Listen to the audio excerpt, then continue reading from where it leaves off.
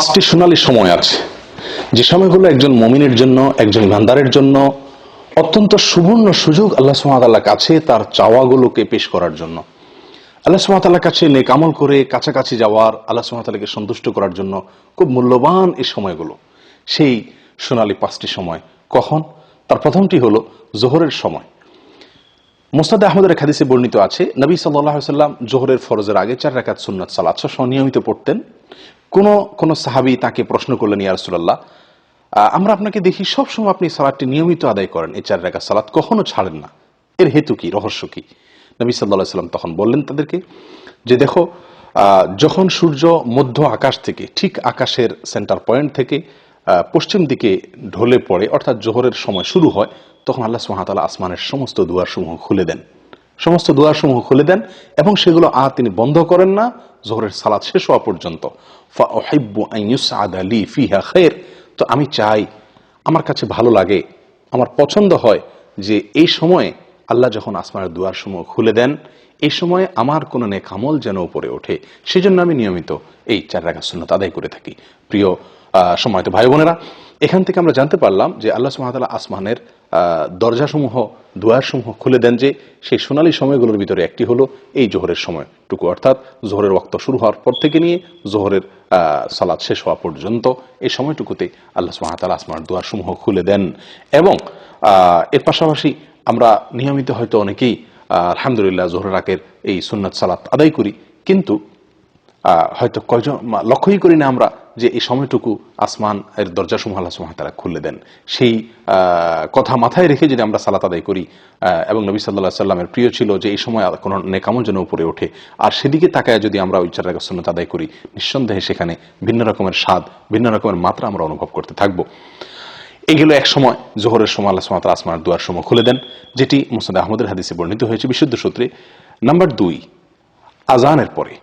আজানের পরের যে সময়টুকু, আজানের পরপর কিছু সময়, এই সময়ও আল্লাহ সুবহানাহু ওয়া তাআলা আসমানের দুয়ারসমূহ খুলে দেন। নবী সাল্লাল্লাহু আলাইহি সাল্লাম থেকে বর্ণিত হয়েছে সহিহ তারগীব ওয়া তারহিবের ভিতরে এর হাদিস, তিনি ইরশাদ করেছেন, ইযা নুদিয়া বিস-সালাহ, যখন সালাতের জন্য আহ্বান করা হয়, আজান দেওয়া হয়, ফুতিহাত আবওয়াবুস সামা ওয়াস্তুজিবাদ দুআ, তখন আসমানের দুয়ারসমূহ খুলে দেওয়া হয় এবং বান্দার দোয়া কবুল করা হয়। দোয়ার নির্দিষ্ট কোনো পদ্ধতি, ধরা বাঁধা কোনো সিস্টেম এখানে বর্ণিত নাই, বরং মনের যে কোনো চাওয়াকে মনে মনে আল্লাহ সুবহানাহু ওয়া তাআলার কাছে পেশ করার জন্য মূল্যবান একটি সময় হলো এটি, অর্থাৎ আজানের পরবর্তী সময়টুকু। এটিও সোনালী 5টি সময়ের দ্বিতীয় এবং গুরুত্বপূর্ণ একটি সময়, আজানের পরবর্তী সময়টুকু।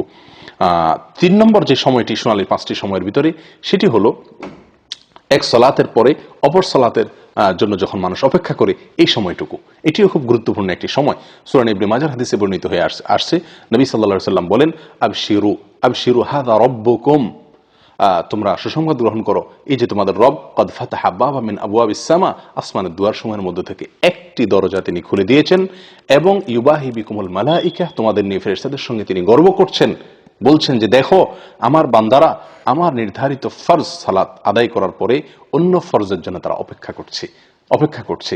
প্রিয় বন্ধু, তাহলে এক ফরজ আদায়ের পরে অন্য ফরজের জন্য যখন মানুষ অপেক্ষা থাকে, ওই সময় আল্লাহ সুবহানাহু ওয়া তাআলা আসমানের দুয়ার খুলে দেন। এটিও সোনালী সময়সমূহের মধ্যে থেকে একটি। নাম্বার 4, ভোর রাত বা রাতের শেষ প্রহর, এটি অত্যন্ত মূল্যবান সময়ের মধ্যে থেকে একটি। আল্লাহর কাছে বান্দার আরজি পেশ করার, আল্লাহর কাছে বান্দার চাওয়াগুলোকে উপস্থাপন করার, দোয়া করার অত্যন্ত মূল্যবান সময়, বলা যায় সবচেয়ে সেরা এবং শ্রেষ্ঠ সময়। নবী সাল্লাল্লাহু আলাইহি সাল্লাম ইরশাদ করেছেন, এই সময় আল্লাহ সুবহানাহু ওয়া তাআলা আসমানের দুয়ারসমূহকে খুলে দেন এবং একজন ঘোষণা দিতে থাকে, আছে কি কোনো প্রার্থনাকারী যে চাইবে, প্রার্থনা করবে, আল্লাহ তাআলা তার প্রার্থনা মঞ্জুর করবেন? আছে কি কোনো বিপদগ্রস্ত যে ব্যক্তি বিপদে পড়ে আছে, সে আল্লাহর কাছে মুক্তি চাইবে, আল্লাহ তাআলা তাকে মুক্তি দান করবেন? এভাবে যে কোনো মুসলিম এই সময় দোয়া করলে আল্লাহ তাআলা দোয়া কবুল করেন এবং আসমানের দুয়ারসমূহ খুলে দিয়ে রাখেন দোয়া কবুলের জন্য। তবে 2 শ্রেণীর ব্যক্তিকে আল্লাহ তাআলা এই সময় তাদের দোয়া কবুল করেন না। তার ভিতরে হলো, এক ব্যক্তি হলেন যিনি পেশাদার ব্যভিচারিণী মহিলা, সে, আর দ্বিতীয়ত হলো যে লোক ব্যবসায়ীদের কাছ থেকে চাঁদাবাজি করে, ব্যবসায়ীদের কাছ থেকে চাঁদা আরোপ করে অর্থ আত্মসাৎ করে, এই ব্যক্তি এবং পেশাদার ব্যভিচারিণী, এই 2 ব্যক্তি ছাড়া আল্লাহ সুবহানাহু ওয়া তাআলা তাদেরকে তওবা করার পরে তাদেরটাও আল্লাহ তাআলা মাফ করেন।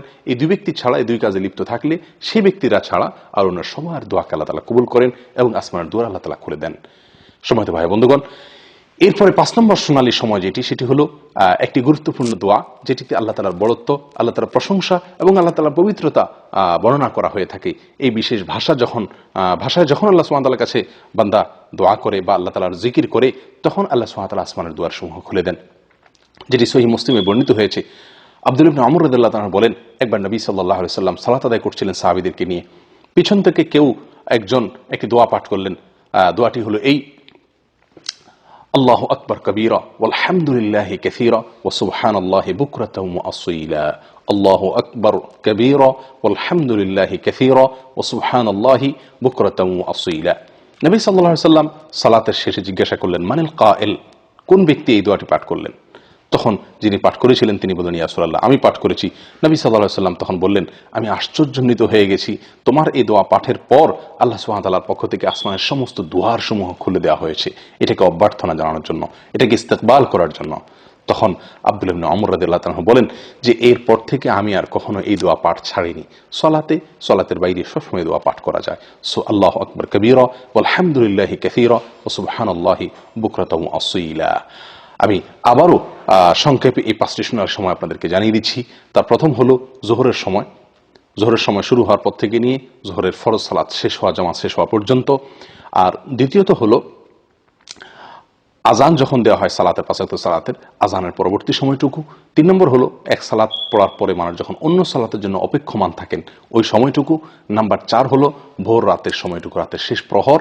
নাম্বার 5 হলো আল্লাহ সুবহানাহু ওয়া তাআলার প্রশংসায়, তার গুণগানে এই বিশেষ বাক্য আল্লাহু আকবার কবীরা ওয়ালহামদুলিল্লাহি কাসীরা ওয়া সুবহানাল্লাহি বুকরাতাও ওয়া আসীলা, এটা যখন পাঠ করা হয়। আসুন এই 5টি সময়কে, মূল্যবান সময়গুলোকে কাজে লাগানোর চেষ্টা করি। জীবন খুবই সংক্ষিপ্ত, আল্লাহ সুবহানাহু ওয়া তাআলার কাছাকাছি যাওয়ার চেষ্টা করি, নিজের চাওয়াগুলোকে মঞ্জুর করানোর জন্য আপ্রাণ চেষ্টা করি। আল্লাহ তাআলা আমাদের সকলকে তৌফিক দান করেন। জাযাকুমুল্লাহু খাইর ওয়া আখিরু দাওয়ানা আলহামদুলিল্লাহি রাব্বিল আলামিন।